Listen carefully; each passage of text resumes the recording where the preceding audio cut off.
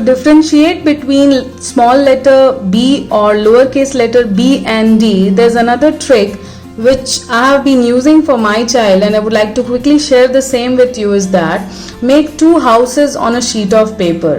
One would represent B's house and the other one would represent D's house. It means this house is for B, that is lowercase letter b, and this house belongs to lowercase letter d. So now in this case what happens is that both of them, they start from their houses. B starts from his house and then goes to the playground and plays over there. D starts from his house, goes to the playground and plays over there. There they both meet each other in the playground and they both shake hands. So you can easily show that both of them, they began from the same house and they both were shaking hands with each other. In order to shake hands, obviously both of them need to face each other. So clearly they can make out the difference from the same, that they start from their respective houses, go to the playground and then they shake hands with each other once they meet each other in the playground after playing or while playing. So you can cook up your stories accordingly. In this video, we are going to learn about the 5 different ways to help kids stop making B and D, that is lowercase b and d letter reversals. आज हम इस video में सीखने वाले हैं कि हम बच्चों को कैसे आसानी से B और D, लोअर केस B और D, स्मॉल लेटर्स B और D लिखना आसानी से सिखा सकते हैं बिना गलती किए हुए या बिना ऑपोजिट तरीके, उल्टे तरीके से लिखते हुए, क्योंकि जनरली बच्चे B और D में बहुत ज्यादा कंफ्यूज हो जाते हैं. Talking about the first trick when we are teaching them, first and foremost, always remember that whenever you teach the child about B, always remind the child that B has got a big belly.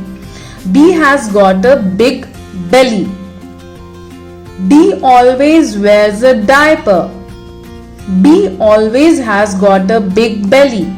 And sometimes you can also say that let's tickle the belly for B.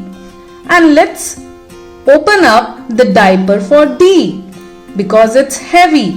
So similarly, cook up some or the other stories in order to help your child relate with the letters. For the first thing, I repeat again, you can say that B has got a big belly. Let us tickle the belly. D is wearing the diaper. D is wearing a diaper over here. Let's help him open it up because the diaper is heavy. Next trick is that whenever you are asking or helping the child to write a lowercase letter B, then you need to repeat this particular line. Bat before the ball. Bat before the ball. Bat before the ball. So you can see a bat has been drawn over here and then comes the ball. So similarly, always remind the child that whenever a lowercase letter B has to be written, so first of all the bat has to be drawn and then the ball is to be drawn. Bat before the ball. The next way to differentiate between B and D, again I have cooked up a story which I always keep on repeating to my child, and that is that B, that is the lowercase letter B, is quite happy and loves the lowercase letter D, who is also a very good friend and would love to hug each other. In order to hug each other, again they face each other. So you can even draw the legs if you want to. It depends how creative you are, and you can again come up with certain tricks and tips for differentiating between the two. So here again they both are very good friends. They want to hug each other. So B comes from one side, D comes from the other side, and they try to meet each other. So obviously whenever the child is going to draw a B in order to hug D, would always be drawn like this. And the lowercase letter in order to hug the lowercase letter B would always be like this.